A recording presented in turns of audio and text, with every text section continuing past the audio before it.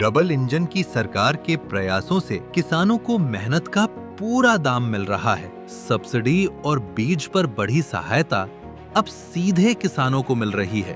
भावांतर भरपाई योजना एवं बागवानी ने खोल दिए आय के नए रास्ते। देश के यशस्वी प्रधानमंत्री आदरणीय मोदी जी के नेतृत्व में ऐसी नीतियां बनाई हैं जिनसे किसानों की आय लगातार बढ़े। ये हमारी सरकार मोदी जी के नेतृत्व में डबल इंजन की सरकार चल रही है कि हमारा किसान सशक्त हो, मजबूत हो, और उसको लेकर के हमारी नीतियां लगातार उनकी आय बढ़ाने के लिए काम कर रही है। अब गांव की खुशहाली खेतों से झलकती है और किसान क्रेडिट कार्ड की ऋण सीमा 5 लाख कर दी गई, ताकि खेती आसान बने और किसान अपने सपनों को पूरा कर सके। मुख्यमंत्री श्री नायब सिंह सैनी जी के कुशल नेतृत्व में किसान उत्थान के नए अध्याय लिखे गए हैं। जब अन्नदाता मुस्कुराएगा, तभी हरियाणा चमकेगा।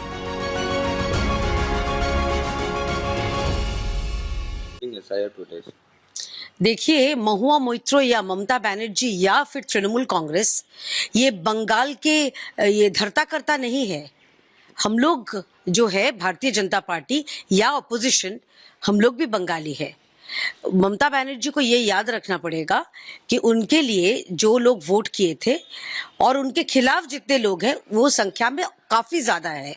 और महुआ मोइत्रो पहले वो तय कर ले वो कहाँ की है। वो तो अभी ओडिशा की बहू बन चुकी है। वो क्या वो खुद बंगाल की है? जो गणतंत्र के मंदिर में खड़े होके देश को बेचने का षड्यंत्र रचती है कुछ चंद पैसों और कुछ गिफ्टों के लिए, तो वो तय करेगी कौन बंगाल के है या नहीं। एक चीज स्पष्ट कर देना चाहती हूँ, Trinamool is not West Bengal and West Bengal is not Trinamool. Trinamool एक पॉलिटिकल पार्टी है और वो भी रीजनल पॉलिटिकल पार्टी, अपने दायरे में रहे। कौन बंगाली होगा या बंगाल से होगा या बंगाल में रहने का अधिकार किसको है, ये तृणमूल कांग्रेस या ममता बनर्जी या महुआ मोइत्रो तय नहीं करेगी। दीदी, उन्होंने ये भी बोला है सीएम ममता बनर्जी नहीं थे, वेन्यू चेंज किया गया है, ये सब लेके उन्हें ये सब प्रकाश किया है। ये चीज को आप कैसे देख रहे हैं? ममता बनर्जी और तृणमूल कांग्रेस आज से नहीं, लगातार आदिवासी विरोधी है। लगातार समाज के जो एकदम पिछड़े हिस्से से आते हैं इनका विरोध करते हैं। ममता बनर्जी जी अगर वो सचमुच द्रौपदी मुर्मू को वो उनको उनके लिए उनके दिल में सम्मान होता तो उनके जो मंत्री तब के जो मंत्री थे अखिल गिरी, वो जो एकदम डर्टी तरीके से एकदम जघन्य रूप से जो द्रौपदी मुर्मू जी के बारे में उन्होंने टिप्पणी करी जो किया था, ममता बनर्जी जी उनके खिलाफ कोई कार्रवाई किया था? कुछ नहीं, जीरो। इस पश्चिम बंगाल में जब हमारे आदरणीय देश की महामहिम राष्ट्रपति आ रहे हैं, उनके साथ भी पॉलिटिक्स, उनको जगह जो देने का वादा किया था या देने का बात था वो परमिशन दिया नहीं गया, प्रोटोकॉल मेंटेन नहीं किया गया। और वो बोल रहे हैं हम धरना में बैठे हैं, हम लोगों के लिए काम कर रहे हैं। हम बताना चाहते हैं कि ममता बनर्जी कोई लोग के लिए काम नहीं कर रही है, वो वोटों के लिए काम कर रही है। वो जो मृत voters, shifted voters, transferred voters या फिर घुसपैठिया वोटर्स जिनको वो रखना चाहती है वोटर लिस्ट में, उनके रखने की दिमाग में वो बैठी है धरने में। अगर उसको धरना लोगों के लिए इतना दर्द होता तो जो 26,000 जो शिक्षक की नौकरी गई है वो उनके लिए धरना में बैठती। क्या उन्होंने बैठा? नहीं बैठी। वो जो 40 लोग कलकत्ता में आनंदपुर में जल के राख हो गए, उनके लिए वो धरने में बैठी है? नहीं बैठी। क्या आरजीकर के दौरान धरने में बैठी थी कि हमें उसको न्याय दिलाना है? नहीं बैठी थी। तो ममता बनर्जी जी एक चीज है, वो द्रौपदी मुर्मू जी का असम्मान करके वो देश का असम्मान कर रहे हैं, भारत का हमारा असम्मान कर रहे हैं।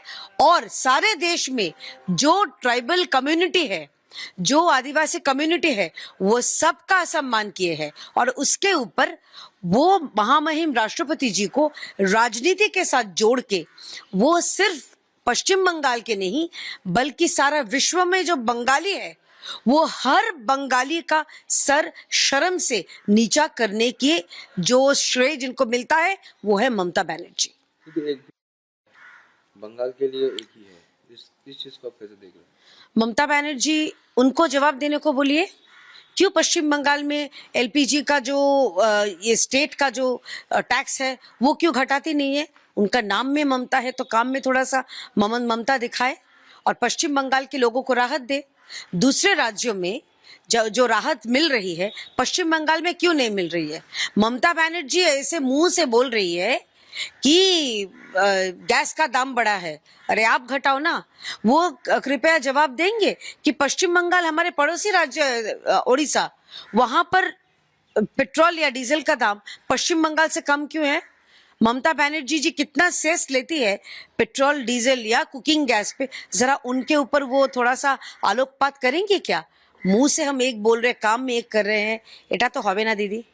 इस विषय में सीपीआई एमपी विकास रंजन जी बोल रहे हैं जो टैक्स तो हटा सकते हैं लेकिन जब क्रूड ऑयल का प्राइस कम हो जाता है तब क्यों नहीं सेंट्रल से कमाया जाता है गैस का प्राइस, तब भी प्राइस एक ही रहता है। इस विषय में आपको क्या बोलना है?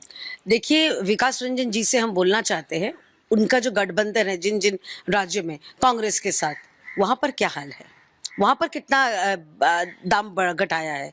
उनका जितना सब सवाल केंद्र सरकार के ऊपर पूछ रहे हैं, पूछना ही चाहिए। हम लोग गणतंत्र में विश्वास रखते हैं, लेकिन केरला में, कर्नाटका में या जहां जहां उनके वो इंडी जो गठबंधन है वहां पर क्या हाल है?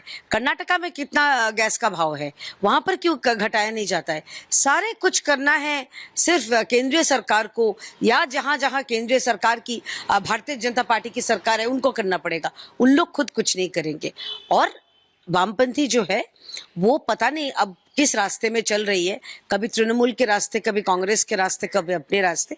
वो पहले अपने रास्ते निर्णय करे, उसके बाद टीका टिप्पणी करे। यदि आज फुल बेंच आ रहा है रात में, chief election commission of India Kolkata में, भाजपा की तरफ से बार बार एक ही निवेदन किया गया था, चीफ इलेक्शन कमीशनर को बंगाल में आना चाहिए, उसका परिस्थिति देखना चाहिए वोट का पहले। इस विषय को आप कैसे देख रहे? कल है मीटिंग, हम लोग स्वागत करते हैं। हमारे तरफ से बार बार हमारी माननीय प्रदेश अध्यक्ष जी और हमारे जो नेता विपक्ष जी, ये दोनों ही बार बार ये मांग किए थे कि फुल बेंच आप आइए।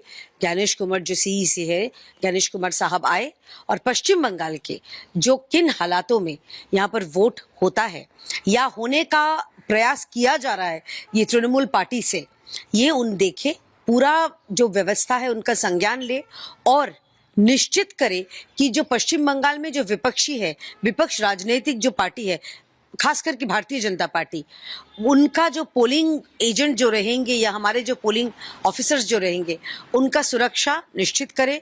जो साधारण वोटर्स है उनका सुरक्षा निश्चित करे। जो साधारण वोटर्स पश्चिम बंगाल के हैं वो जाके खुद का पसंदीदा पार्टी को मतदान दे सके, ये निश्चित करे।